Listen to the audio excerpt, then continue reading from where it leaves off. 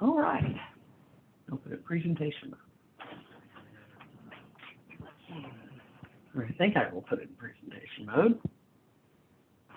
Yeah, I'm having a day, guys. So we are here tonight to have a conversation about a very timely topic, but one that is not new. And that is to give voice to,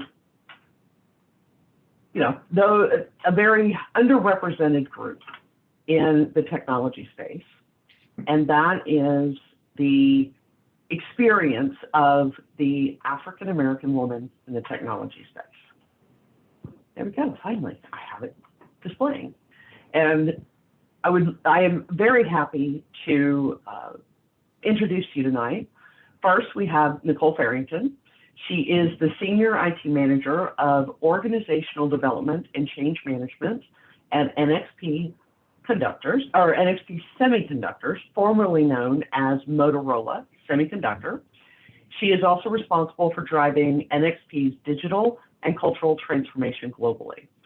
She's been in the IT industry with Motorola NXP for 26 years, and she is also one of the IT advocates for DE&I, as well as the lead of the Black Achievement and Leadership ERG for NXP. Nicole is PMP certified and a SAFE practitioner. We also have Tamika Sears with us tonight. She is the VP of Talent with Atlas Motor Vehicles and is responsible for their D&I initiative. In addition, she is an executive coach with Sears Coaching. She has over 20 years of experience in human resources in the high-tech, healthcare, publishing, and automotive industries. And at this point, I'm actually going to stop sharing my screen, and I'm going to ask if Tamika would tell us a little bit about her story. My story. So which part of my story would you like? So if you would, tell us a little bit about your journey to where you are today and kind of your perspectives on D&I in general and your experiences with building out those types of programs, especially in some of the technology aspects. Okay. Yeah, so my journey has been a very long one, full of student loans and debt, but here I am, yay. Yay. I've worked for many companies. Someone mentioned Raytheon. I worked for Raytheon for a while. I worked for many companies that hire tech people, that hire engineers. And one thing that is pretty universal is that they don't hire diverse engineers. And there are a lot of organizations that are putting in programs to say, you have to have a diverse panel if you're going to hire someone, right? You have to make sure that you have your slate of people that you talk to are diverse, whether it's internal or external. And I have definitely found that when that happens internally, the same, Asian man, Black female, whatever, is tapped on the shoulder for a job that they never get. So that's I know, very discouraging to employees. And that's something that at Atlas, I want to make sure absolutely never happens. We are trying to make our diversity and equity and inclusion start at the beginning and be just kind of woven into everything that we do. And I will admit, I did have a total mishap. So I am a woman, Black woman. We have an interview process, and I spoke to a woman engineer that we interviewed, and she had concerns that we didn't have any women working for us. And I was like, oh yeah, we do. Like, our president is a woman. We didn't have her speak to a single woman during the hiring process. Big fail. Big old fail. Right. So I'm always learning. People are always growing. And I think that whether you're Black, white, green, or grizzly, I think people need to be given some grace, because there is a lot of learning to be done. Well, there certainly isn't a perfect experience anywhere, right? as you say, it's certainly not perfect, but as long as we're always learning and getting better, that's the best we can expect of each other, right? Yeah. Wonderful. Well, thank you for telling us a little bit about your particular journey, and I concur with you on the student debt piece. I'm there myself. So I think at this point, what we will do is we will shift and have Nicole. Okay, let me get out of this view. And Nicole, there you are. Let me put the spotlight on you now. Okay. So there you are. So Nicole, welcome. If you wouldn't mind, tell us a little bit about some of your experiences. You're kind of our voice of a woman of color, specifically in technology. Why don't you tell us a little bit about what it's been like for you? Okay. All right. Well, first of all, thanks for having me here today to present. I appreciate the opportunity to share my story. As Stephanie mentioned earlier, I have been in the industry for about 26 years, and I actually started at a very young age, at 17, working for Motorola. I got the opportunity through a program called Inroads. I'm not sure if you all are familiar with it. It was started back in 1970 by Frank C. Carr, who was he was an African-American, a very high level executive at the time.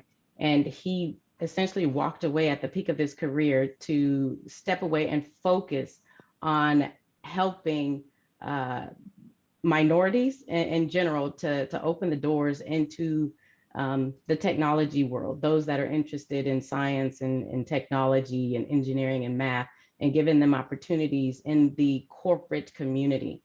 In any case, it was through a program at my high school at the time that I was identified as a potential candidate based on my interest and my passions around engineering. So I got the opportunity. I was trained and educated a little bit on how to interview at a young age. How do I interview in the corporate world? And it was an interesting process. Long story short, I interviewed with about 4 different major technology-driven companies, all of them still standing today. And I got the opportunity with Motorola, and all the while working in the IT organization. Different aspects I've learned. I went through college, got my degree while continuing to work even part-time while I was getting my degree. And when I graduated, I was offered a full-time position and employment with the organization. Have worked in many fields, did business analyst, did software programming, did many different fields, but I have a lot of energy, so I like to get involved with a lot of different things. So over years, I've collected a lot of knowledge and expertise, and my experiences have been something that was very interesting. And it honestly wasn't until the end of, I'll just say the beginning of last year, that I was essentially forced to reflect on my career, my 26 years, and what was really happening in front of me. And I'll have to say that one of my pivot points was when, shortly after the things happened with George Floyd, my CIO at the time decided that he wanted to speak out to our organization globally. And he took the action of posting, a call to action. How are you doing, on our internal social media, if you will, called Yammer. And in that, he basically expressed his, concern about what was happening globally, especially here in the US. And he asked everyone, very open in a very, internally public forum, how we were feeling. And I had heard about this post, and I went and I looked at it, and it had actually been up for a couple of days. And I saw many, many responses from many people across the organization. Some people I knew, some people I didn't. Some people lived across the waters and really didn't have an idea of what we were truly talking about. But all the feedback that I saw that was in response to this post was very generic, very watered down. The question that he asked was, how are you really feeling? I really want to know. Tell me. And the responses were, oh, thank you for addressing this. We appreciate you, uh, we appreciate you bringing this to the forefront. Or, I'm feeling great. I appreciate your thoughts, and I'm looking forward to doing stuff to, to change the culture within NXP. But out of the probably about 50 or 70 responses that I saw, nothing from my perspective was real. Nothing was real. So I have 4 kids. And when I saw the post, I had to decide, was I going to respond or was I going to let this go by? And given the different, oh my goodness, given the different conversations I had to have with my children in our household, I was compelled to respond to this post. And when I did, it took me about 3 days to wrap my head around it and decide what I really wanted to say and how I really wanted to respond, because I did not want to gloss over anything. And I wanted to be authentic in my response and completely transparent, because for 26 years, I had been quiet because I am a Black woman in a white male-dominated industry. And even from the time that I went through the En-ROADS program, I was trained, I was educated and instructed not to be the typical Black woman, not to be loud, not to come off as aggressive. Don't complain, because you'll be seen as argumentative. And that was embedded in me. That was embedded in the way that I presented myself and how I engaged with people in my company. And it didn't really come to light until last year that I was forced to turn around and look at my journey and realize just how did I get to this point. So I was able to get through that somewhat with minimal tears. I apologize. No, do not apologize for feeling what you feel. Sorry. It is perfectly okay. And so it was a long response, to say the least, but I made sure that my story was heard. At least I put it out there, and people, if you chose to listen, great. But what it did, it triggered conversation. I was reached out to by so many people within my organization about, my response. And a lot of it was, I had no idea. That was the response. They had no idea. And we're talking all the way up to our CIO, his entire executive team, individual contributors, managers, near and far. And many of them just wanted to talk. And I even learned some things about other minority groups, and found that there were a lot of similarities in what I was doing and how I felt that I was hiding my true self so that I can acclimate and fit into the corporate industry for so long, rather than being my authentic self. And a lot of different minority groups feel the same way. And so I didn't even realize that. So I even learned by opening it up, but it triggered a lot of things. And after being contacted so many times, I was getting inundated with phone calls and emails and chats, because at this point, we're all virtual. And I'm like, I still have a job to do. So I decided, as a part of my, well, actually, I was just getting involved with our Black Achievement and Leadership team at that time. And I wasn't seeing anything happening. And I just said, the biggest thing that people just really they want is just to talk. So I started some program within my organization that we called our conversation series. And all it is just an informal conversation. And we meet every other month. And the first one, we kicked it off, I think it was July or August of last year. And all it was bringing everybody together, just an open invitation. What questions do you have? How are you feeling? What are you dealing with? And we had no set agenda. The only ground rule that we had was that this was a safe zone. I am not in HR. I do not have an HR background, so I'll also have to say that. But I didn't even, unfortunately, but I didn't care whether or not HR approved my approach or not. It was going to happen because they can't stop me from having conversations. If people want to be comfortable in asking me questions, I want them to be able to ask me and my peers, as long as they're comfortable with it, to ask us those questions. So we gave them that avenue. We gave them that channel in doing so. So we had more than 300 people join our first session, way beyond what we had anticipated to begin with, to be honest. But it really triggered something in the organization. And now we have a spotlight. We have a platform where, we can have a conversation and people from all levels are listening and they're paying attention. And so we've done these now 4 times, and every time we did put a little bit of formality into them. But long story short, it was really about getting down to the conversation.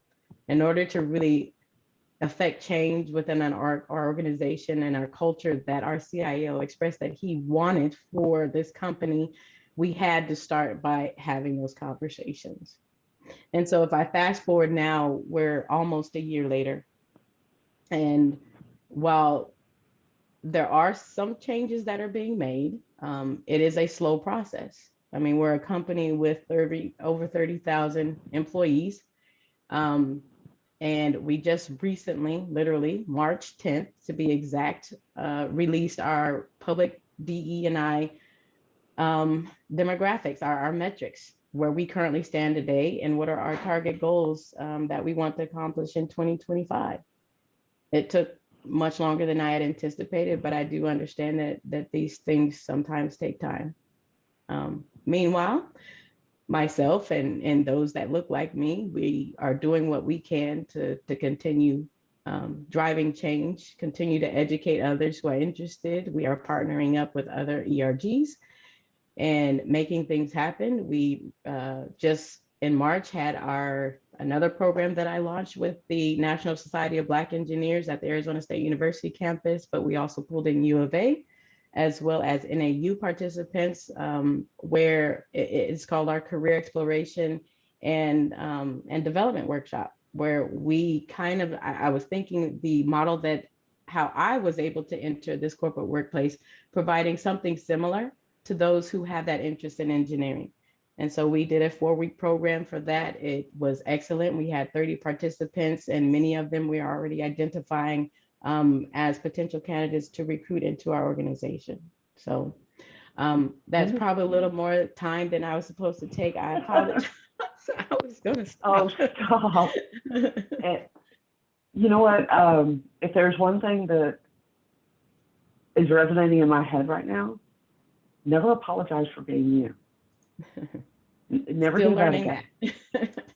Never do it again. I'm a work in process. Hey, we're all a work in progress. And if anything, I'm seeing you where I was about 10 years ago, right? Give yourself permission to be authentic. Yeah. Please.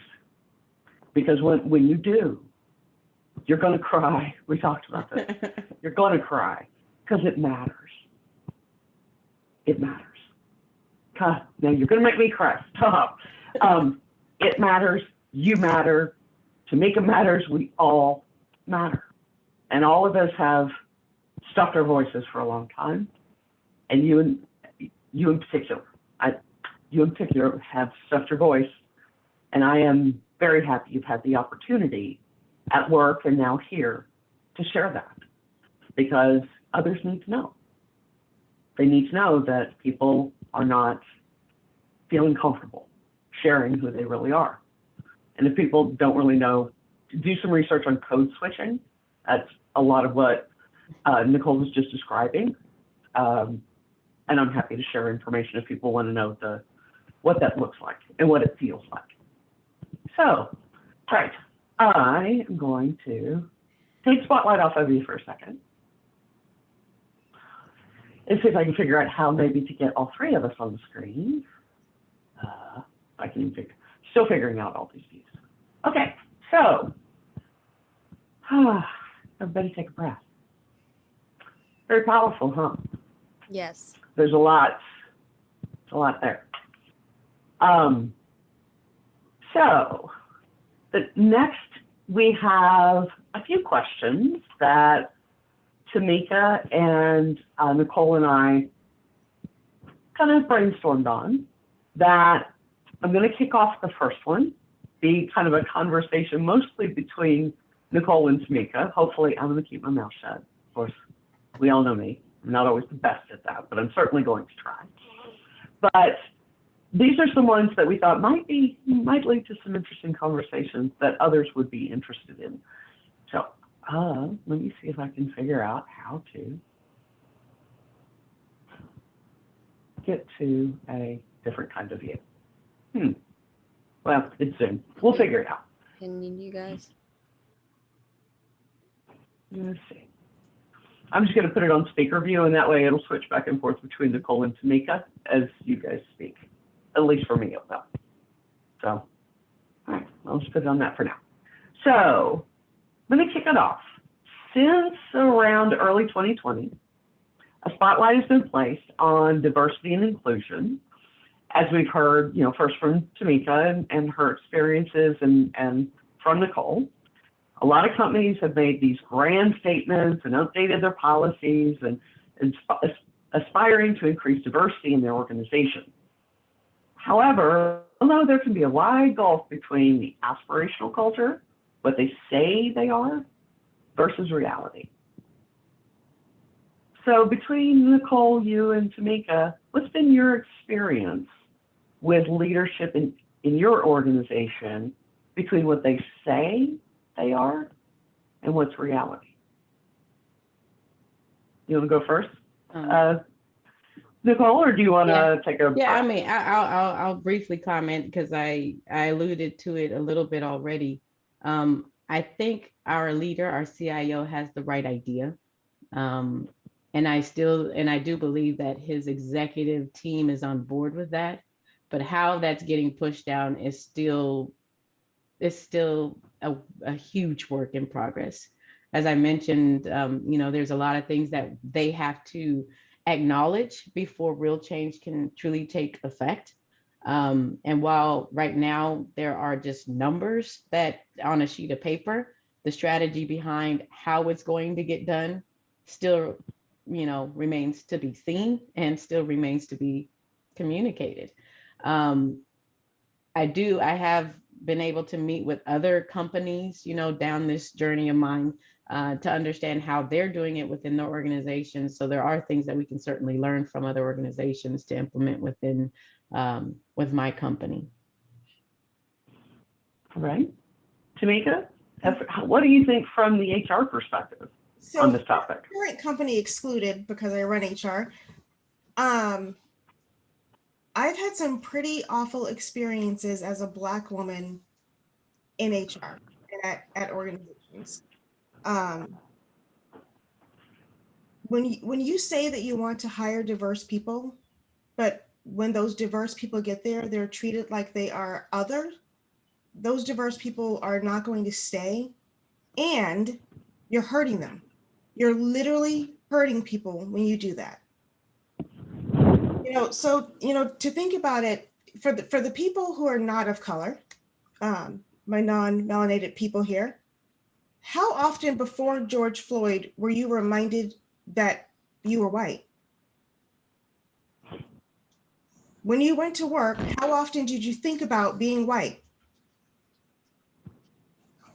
Whereas every day, all my life, I go to work and at some point I'm reminded that I'm Black. Whether it's somebody with a Black people question, or it is someone that's like, oh, you go on the diversity team. There's always something. And it goes so high that at times it feels like it's like irreparable. For being myself, and standing up to someone, a leader who would not hire a transgender woman, got money taken out of my bonus. What? Yeah. So again, that's a company that says that they want to do right by diversity, but they took money from me for trying to hire a diverse candidate. So you can have all the, the numbers in the world, like Nicole said, you're like, oh, we're going to put out this thing and these are our goals. You know what? You're going to keep churning and burning because Right. you get there, they're treated poorly and they leave each and every time. Yeah, it definitely changes. I want to comment or at least add to something that Tamika said is that, every day we walk in and you're reminded that, that you're different, right? You're reminded of your color. One of the things for me, and I have seen many others that have come and gone in this company, but because their backgrounds are a little bit different, they chose a little bit differently than I did. And what I mean by that is even when something is not said to you, I know for me, and I'll speak for me, I would walk into an office and while nothing was said, often I look around and realize there's no one here that looks like me. And I look at our org charts and there's no one on our org charts even today that looks like me or even looks like my brother for that matter. And so that's really disheartening. And if we don't see people that look like us, then we don't believe that that's a path that we could take. That it takes away hope. It does. It really does. And it's hard. It's something really difficult to deal with. And I think, when we talk about hiring, and we just had a situation like this just a couple weeks ago, but people tend to hire those who look and act and behave like them. And I think we talk about ways to change that. And I think Tamika's right on having diverse panels, and diverse qualifications when hiring somebody is imperative. Having a very diverse candidate slate is also imperative. We had a situation, I'll share, we had a situation within my company and specifically within the IT organization where there was an organizational change. And again, let's keep in mind that we just released our targets, our metrics, and we want to increase the number, and without putting all the numbers out there, but our goal is to increase the number of women in leadership positions. That's the goal. There was a recent organizational change within our organization where they moved some things, and in the process of moving things, additional males were promoted to leadership positions, while in the process, women were removed from leadership positions. So completely went in the opposite direction. Now, when questioned as to why such changes were made, the response was, well, first, of course, we look at the qualifications of those who we wanted to, promote, I don't like to use the word promote, but let's say move into these leadership positions. And so if you look at those individuals who had, and all of you who are in management positions, listen closely, because if you look at the group of people who had the decision-making authority as to who was going to be moved into these leadership positions, they were all white male. One Asian male, but they were all male. Let's just start there. They were all male. Okay. And their qualifications were set by that same group. So if that same group is setting the qualifications for a particular role or position, they will find those qualifications will be qualities that they want, and it's typically qualities that they can associate themselves with, that they can align with, that they're used to. And if there's no diversity and diversification in setting those qualities, you won't get a diverse panel, you won't get a diverse candidate. So just something to keep in mind, because this happens quite a bit, and it just happened in my company. It's sad. You know, that the sad thing is that, I mean, there are studies that when you make resumes color, gender blind, it's amazing how diverse the people that are chosen become. And you know, we could do a whole session on unconscious bias and microaggressions, and I know the three of us could probably preach to the choir here, but it's sad to me that we are missing out on such rich conversation capability, transformation, because we're missing out on voices. And without diversity of voice, you never really truly achieve true transformation, because I mean, you have blind spots, always. So, Nicole, you in particular, when you were telling your story, you talked a little bit about having to, it's what my mom used to call hiding your light under a bushel, right? Sorry, I grew up in the South, everything has a saying, and of course that Southern accent comes out. But one of my favorite quotes from Marian Wright Edelman is, you can't be what you can't see. And I experienced that myself growing up just as a woman in tech. And I can't imagine when, you know, only 11% of the technology population is women of color in general, and of that only 3% is African American women. How can we change that when you can't be what you can't see, and you can't be authentic? I mean, and it's not just in technology. I mean, Tamika, you talked about some of your experiences. How can, I mean, not about me. I try to do everything I can to amplify diverse voices. What can we do beyond, and again, this is not me trying to get you to tell me what to do, but can you help us open up the vision, find ways to amplify voices maybe we haven't thought of before? Any suggestions? Do you want to start, Tamika? Sure. So for me, like I said, it starts with creating the right environment overall. If you have managers that you know are going to just hire other white males, get rid of them. Seriously, like it's very pervasive that there's an environment of white is right in organizations.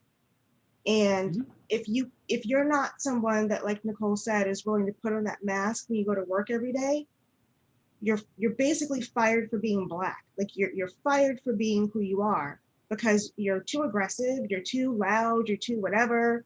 And the people who are in leadership roles don't connect with that. They don't understand it. So they're like, we're just done. We have to have people in leadership roles that are inclusive. So if you have someone that's not inclusive and you know that they're not, stop trying to fix them. There's sometimes no fix for that. And if you want the change to happen quickly, you have to take drastic action. Drastic action is making sure that you're creating the right environment for people when they walk in your door. When they walk in, Absolutely. and the stories that they hear are all about, oh, you don't want to work for so-and-so, or, Bob did this last week. You're wasting your time and you're wasting your efforts. You have to create the right environment to begin with. And then you have to be completely intentional when you do your hiring.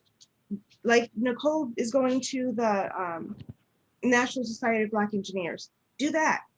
Talk to all different types of people, talk to all different types of companies. You have to break out of that comfort zone, because that comfort zone is what got you here. Mm-hmm. Yeah, I want to say, I think it's very important that that you have these uncomfortable conversations. While I do believe that there is a large population in the corporate world that is resistant to change, because, and I think most of them, let me back up. I don't think that people inherently want to be bad or want to exclude. I don't believe that. Um, However, if they don't know that they're being exclusive unintentionally, they don't know to do anything different, or how to do things better. So what I've learned, through many of these conversations that I've had, globally with my company, is that you have to want people that want to recognize where their unconscious biases are, and also want to be able to change them. Of course, I mean, Tamika's approach is one approach. If people are set in their ways, get rid of them. That's one approach. But sometimes you just can't say, well, that person is set in their ways. Have we asked the question, do they realize what their unconscious biases are? And do they want to change that? And can we put things in place that will help them to change? And I'm just not talking about, forcing diversity training, because I truly believe that if somebody really wants to change, you shouldn't have to force them to do so. Not to mention, if you have to force somebody to want to learn something new or learn something different or behave differently, that will never be successful. They've got to want it. They have to want it from their own selves, from their core, in order to really make the positive culture change that you want to have within your organization. You asked in terms of why do I feel that African American women are so underrepresented. It is because we don't have necessarily the right level of sponsorship that I think that we should, in the organization. And I can touch upon, I attended how I met Stephanie and even Mary was last year during, it was the HMG strategy meeting that was held in Phoenix. And I walked into this huge conference room, and if any of you were there, and I think if I recognize a few faces, if any of you were there, one of the things, and I just shared this with Stephanie yesterday, is during that session, I, just off the cuff, I walked to the back of the room and I was getting a snack, and I turned around and I stopped for a minute and realized, oh my God, I'm the only Black woman in this room.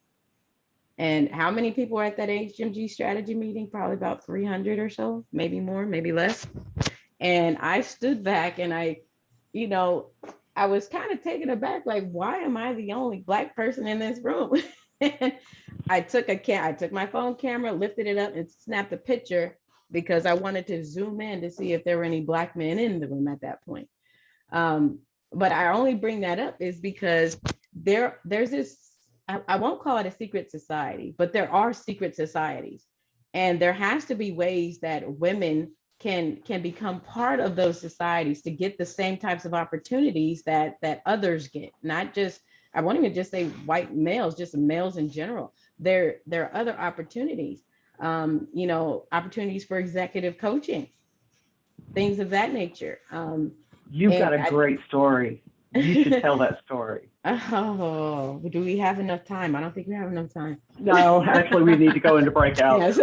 but you should ask Nicole offline about her story about executive coaching. She has a great one. But yeah. Long story short is that, we have to be able to, I would challenge all the males out there is to align yourself, become allies. You'll hear this term, or if you haven't already heard it, allyship. It's important.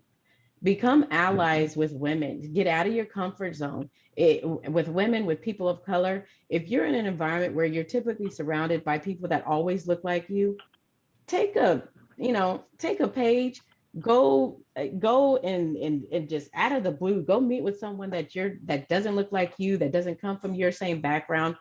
Go learn something new. It will probably be the most awkward conversation and lots of deadly silent periods, but just go do it. Just start being comfortable being uncomfortable, because that's where it's going to start making changes that you will want to see. Absolutely. Well, I think this has been an incredible conversation. And what I would love to do is my two chatters, fireside, I don't know what's called, panelists. At this point, if you guys are comfortable, I think what we would love to do next is have our attendees go into breakout rooms and chat amongst yourselves. Sorry, can't help it, I had to say that. And in your groups, come up with a question. And as long as it's respectful, Johnny, as long as it's respectful, open yourselves up and think, what is one question that you would love to ask right now? You're going to have 5 minutes, and there's going to be, I think I got 29 people, so probably 4 groups that I'm going to just, I was going to try to force into different rooms, but I'm just going to let, Zoom figure it out. But I want you to go into your rooms and come up with one question. And then when you come back out, send it to me directly in the chat. And I'll force rank them, and we'll get through as many of those 4 as we can. Does that sound like a good plan to everybody? Yes, Stephanie. All right, thank you. All right, and hold on, I'm getting back to the gallery view. There we go. All right, so I am going to start the breakout rooms. I am going to just do automatic 4 rooms, about 5 to 6 people per room. And Nicole and Tamika, if you get shoved into a room, just come back out to me. I'm going to stay in the main room. Sound good? How much time All do you have right. in the breakout room? 5 minutes. Okay. We're going to give everybody 5 minutes, and I will give you a 2-minute warning, and then you'll get a 1-minute warning. So when you come back, just directly chat to me what your question is. I'm looking forward to it. See everybody in 5 minutes.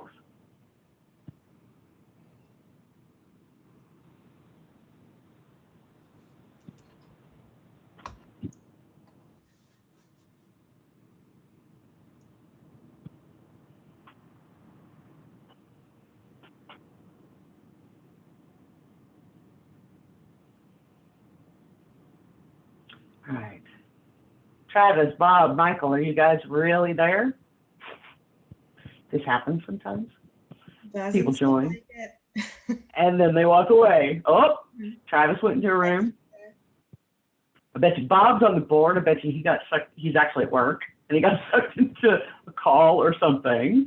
Mike, Armijo.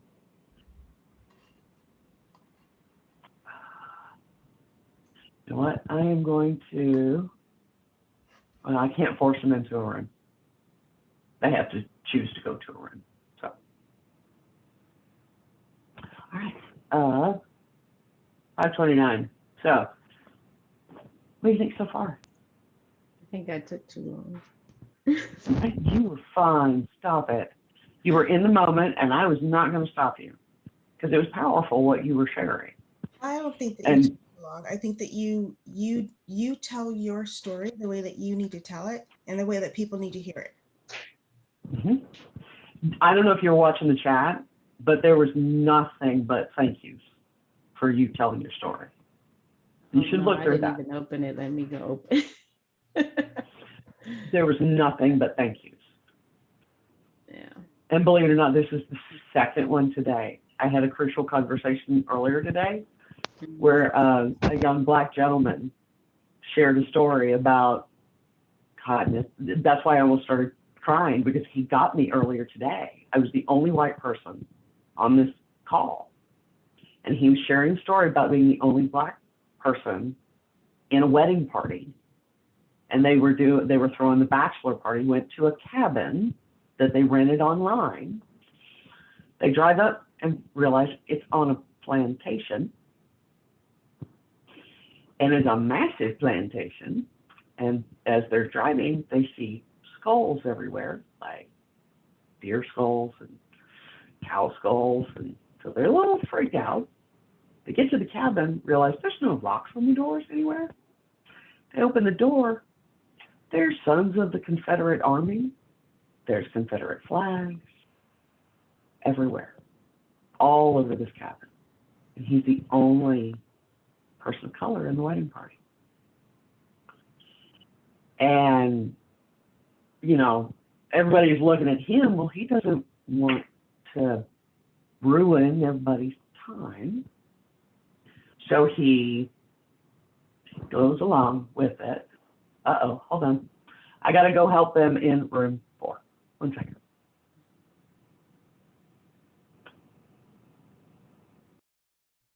So you've had a tough week, Tamika. You're on mute. I muted because my dog is like literally just sitting here whining. It's her feeding time. I've had like the shittiest week. I just messaged Mary apologizing. Like I was terming one of our VPs just now. So yeah.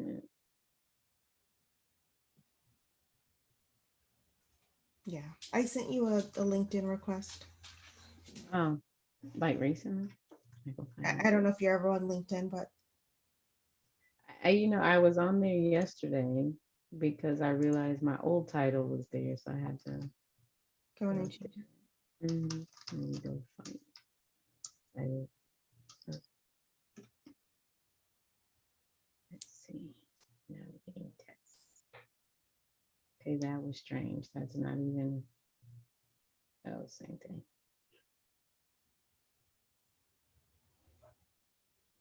Okay. I love what you said about HR, and you said that before when you were talking to me. Like HR needs to change. Mm-hmm. Yeah. Because if you have an HR person that is concerned about you having conversations like that, they shouldn't be in HR. So when I mentioned I had just started, it was March that I started getting involved in our Black Achievement Leadership team, because I didn't even know that this ERG existed. So that was the first thing. And so I reached out and I got into it, but there was an HR person who was also part of our ERG. And what I had noticed that every time that the BALT team, that's what we call Black Achievement Leadership Team, the BALT team wanted to do something, it had to go through these chains of approvals. And when we were right in the midst of it, it was June 7th, I want to say, is the day that my CIO actually posted that thing. And eventually I responded, but they were like, oh, what can we do? What can we do? And I said, why are we stressing out? Let's just have a conversation. And like 3 of the people in the group was, and one of them being the HR person, well, we need to go and get our VP of HR's approval. And at that point, we didn't have a head of diversity and inclusion. We have a head of DE&I now, but we did not back then. We didn't get one until after my post. So that's something else that my response triggered for this company and all this other stuff. And we didn't even onboard her until October. But let me not divert. It was like, for us to do anything, it had to go and get like the approval to do something. And I said, yeah, I remember vividly in that meeting is we need to have these conversations. I said, look, I'm like every day, 3-4 times a day having meetings. And I said, I've already had meetings with like 3 executives, our executive management team at that point. Said I've had meetings with other members of ERGs. I have members, people just reaching out to me from places that I don't know. I had an individual reach out to me from Germany. He's the only Black person in Germany in our IT organization. And, you just got to think just how isolated he felt. And And I kept saying, why can't we just have a conversation? Why do I have to go and get approvals? I can create a meeting right now and just invite 100 people and they can't stop me from having a meeting. So there was a little, I wouldn't say pushback, but then they try to put all these things around it. Oh, but you can't do this, you can't say that, and it's going to be so sensitive. What if the wrong thing is said? And I'm just like, I'm just having a conversation. Said it could be just as easy. I said, there's no difference in me scheduling this. If we were in the office, or we had this back and forth. I said, if we were in the office, we would be at the coffee machine having the same conversation in the break room. And I said, because we're virtual, I'm gonna make it a meeting, right? Yep. But I tried to appease them, by making it a little bit more formal in terms of putting guidelines and kind of making sure everybody understood that it was a safe place. But I also, my intro was, this is a safe place. This is not an HR event. I've had to make sure that was the disclaimer. This is not an HR event. This is not a corporate sponsored event. This is just me talking to you. And these other ground rules is what stays, what happens here kind of stays here thing. You have to come in up front, trust, respect, be transparent, be authentic, come with an intent to learn, not to judge, not to attack, not to argue, but just to learn and to listen. And if you walk away just doing something different or better, then we've accomplished our goal. Yep. And after that first one, and we did live feedback, but after that first one, I'm telling you, all the ERGs want to do it. They, and they started doing it, which they should. But it received such, great feedback. Oh, we need to have these more. We need to have these. Now it's even part of our standing International Women's Day program now, is like these conversations. And it's just conversation. Yeah. But it's amazing what a conversation can do. Yeah. Yeah, change. All right. So, turn it back. Okay. I am grabbing the questions from the chat. And thank you both for continuing the conversation. So breakout room number 1 got their question in first. Whoa. I saw that, Mary. I grabbed it. It's a competition now, Mary. Room 2. It's always competition. It's always competition. We want to discuss. And it's funny because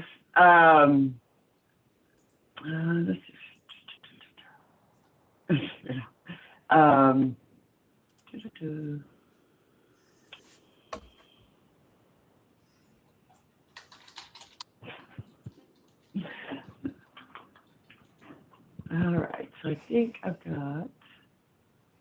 got 4 questions. You got 4. I've got 1, 2, 3, 4. 1, 2, 3, 4. Yes, I do. All right, and just because, Mary, why don't you just go first? It'll make it easier. Well, we had a really great dialogue, and Gilberto gave us this, really the start of this great question is, how do we get this message out to the broader community? And then we tried to clarify it and kind of narrowed it down. So maybe we need to start with the broader IT community, but really the world at large is where we started. So it's, because the conversation today was that powerful. It starts with you saying to a friend, I had this really awesome conversation. I know this woman, Nicole, and this is what happened to her. Were you even aware that things like this happen? It starts with you. Yep. I would absolutely agree. We as individuals, you as leaders on this call, change will only start, and it goes from one person at a time. It is one person at a time.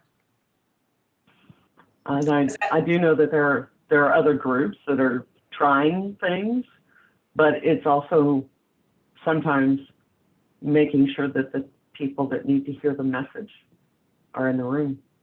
Mm-hmm. Well, and that's why it's not necessarily even just about at work.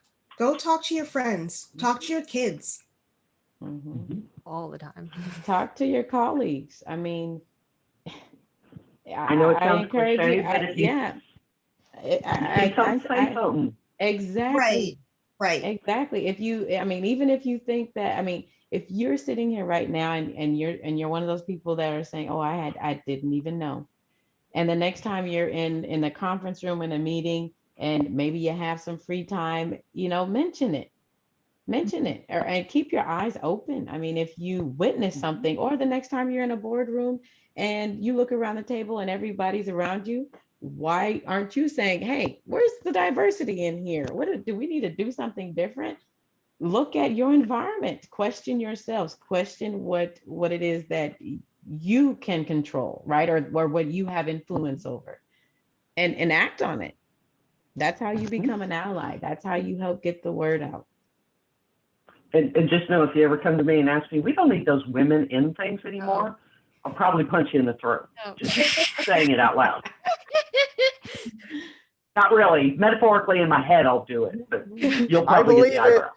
I mean, some of the gender conversations become, listen, we're gonna stop pretending to be the society approved version of a female. We'll show you that we can be masculine. Oh yeah.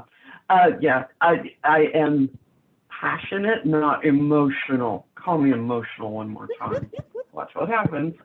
Anyway, sorry, not about me. All right, so, and this one for me kind of makes me cringe only a little. Just how do we make sensitivity training or similar forums more accessible? And the only reason why I say it makes me cringe a little, and just my little input, anybody who's been around long enough to be in leadership knows how to pass training. So how do we? I think the question maybe then, how do we make effective trainings more available? And to start with, you have to have effective training. So that means that you're not going to go to this big company that flies in 3 white dudes to give you diversity training. Seek out a diverse person to do diversity training and talk to the people in the room that say, oh, this is racist to do. Talk to them, have those conversations, because those are the people that need the training the most, and they're the most resistant to it. So it's accessible, it's out there, but again, you've got to do the work. Well, I even think a little bit, I'm maybe dating myself a little bit here. I know there's a few on the call around my age. See if they remember Scared Straight. That TV show? Yeah, there are times when I would love to see someone dressed up in, and asked to go to a job interview and see what it's like. I read an article about 2 coworkers who changed names, and one person the male acted as under the woman's name, and the woman acted under the male's name. And all of a sudden, her stats went through the roof, and his went in the toilet. And all they were doing was acting under each other's name. And that's just male and female, let alone throwing in aspects of race and race, creed, color. Yeah, so I don't typically share this, but there's a reason I go by TJ, and it's not because of my race. Okay.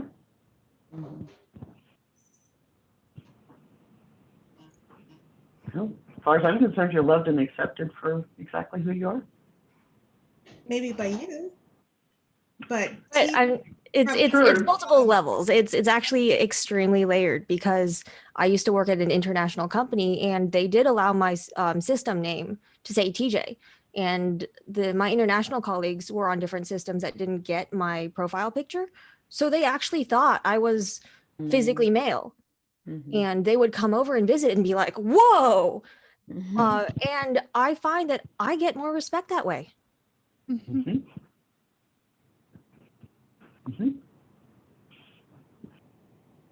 Well, my name has been too long at times, and I ends up being spelled Stefan.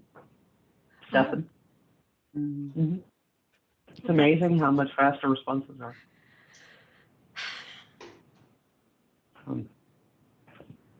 And to your point, I think it was Tamika, or someone said to you, you're right.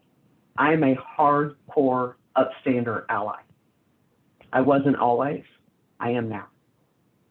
And I always will be. I will never allow my voice to be taken away again. So anyway, sorry. Growing up in the South, I It's vowed progress. to progress. Yes. So, anyway, let's see. I'm going to save the last one. Yeah.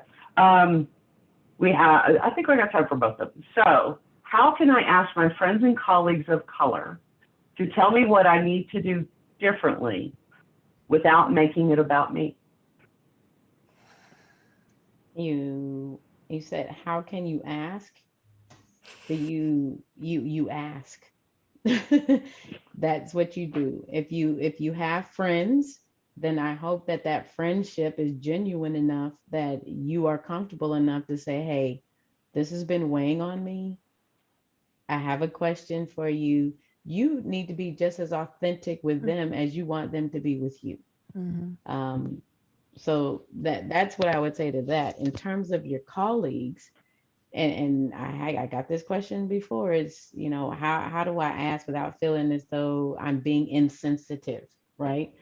And I think you have to give them the benefit of the doubt that the person that you're choosing to ask will want to help you do better or do different. And I wouldn't say that I mean, it is about you. It really is about you. It's not about them, it's about you. That, because what you're saying is you want to know what it is that you need to do different. That is 100% about you. So whoever asked that question, you need to understand that you're going in there to change yourself. You're asking that question to change who you are and how you behave and how you react or respond or do things. Because the change, again, happens where? It starts where? Yep. With you. The only thing you can control is you. That's the only thing you can control. But just like any other thing, if you want to know the answer, you've got to be the one to take that first step and ask. You can't expect them to come to you and say, hey, you want to change? It won't work that way.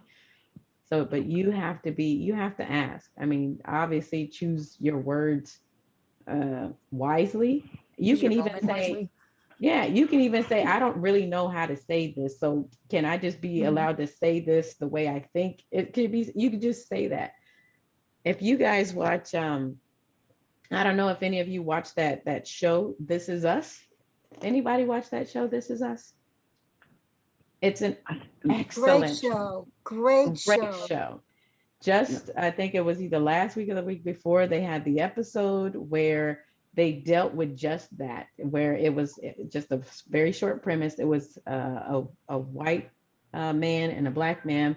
The black man was adopted, grew up in a white family, but they had to have a truly controversial conversation between brothers because they literally grew up as brothers, and they had a conversation, and it was like it was life being reflected in this TV show. So if you have not gone to see it, just go Google the last episode of This Is Us and watch it. You can even just watch that one. Actually, it was the whole episode was just based on having that difficult conversation about the white man trying to figure out how to ask his own brother and have to have the same conversation with his brother about race and how his brother grew up and what he could do differently moving forward. You've got to watch that episode.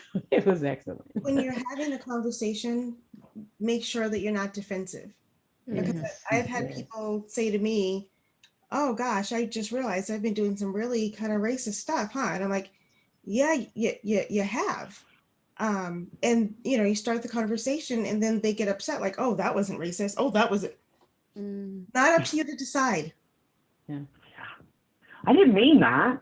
Right. Your intent doesn't matter.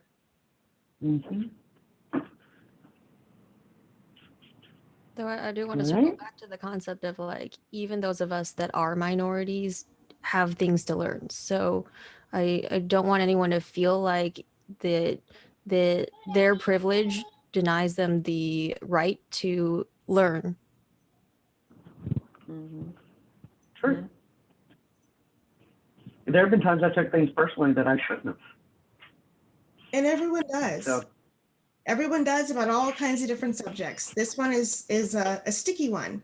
So it's really important that you brace yourself and you take that deep breath and you understand this is gonna hurt.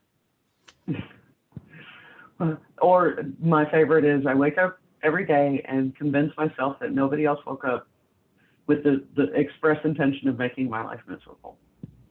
I think my daughter sometimes does, so I don't know about that. Well, that's kids. That's kids. I'm talking at work. I've had a couple of nemesis before that it was hard to convince myself about, but most days I just have to remind myself they didn't wake up with the intent of making my life miserable. Assume good intent and go from there. All right. So, got one more question. All right. And I love how this is worded. So, without, oh, good Lord, now I can't get to the bottom of it. Technical issues. Sorry, guys. 1 second. I gotta be able to read the bottom of the document. Okay. Seriously. Oh, Word. Microsoft Word and I are not getting along tonight. There we go. Without having to fire board members, which I'm like, okay. What steps can a leader take personally and through policy, if necessary, to deliver a diverse environment within their work and lives?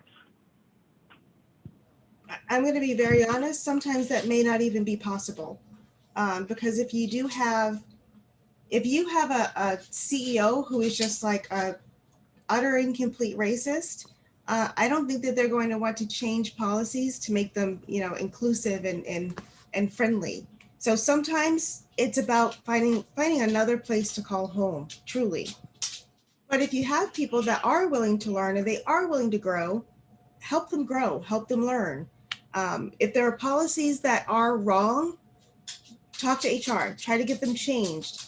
Sometimes people have policies that they don't even know how it's impacting other people because they just know how it impacts them. So if you can't change policies, if you can't change leaders, change yourself and change the way that you engage with people, change the way that you engage with your team. If you have people on your team that you're like, wow, this person literally never speaks up, find out why. So it's small little things like that that really matter. I'm gonna say this word, fly. FLY, fly. And it stands for first lead yourself. Be and lead the way that you want to see, or the way you want to be led. Let's put it like that. Because that will in effect, if you're a leader of a team, that will transpire and that will brush off on those that you lead and they will see it.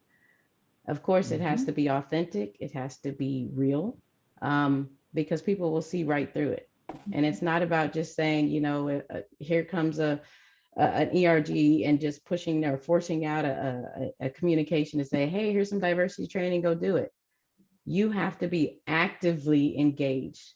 You have to actively participate and you have to walk the talk, so to speak. If that's the kind of environment that you want to lead, if that's the kind of environment or culture that you want to have across your organization, start with yourself first, then focus on your team, right? We'll talk about what your core values are. Talk about, the things that how you want to work. And if you want, look in your team, do you have a diverse team? And if not, talk with your team on how do we create some diversity within this team? Do we need to pair up with another team? Come from it from that angle. And trust me, if you are making the change in yourself, other people will see that change and they will hopefully want to also make that change. If you and your team begin making that changes, other teams will see that you're making that change. And it's very infectious. Adoption of things, changing the way you act, speak, and address things It's very infectious, very infectious. And change the way that you accept things. Yeah. Because, you know, what Nicole said at the beginning, if in your head you look at me and you think angry Black woman, that's a problem. So you have to change the way that you're receiving things as well.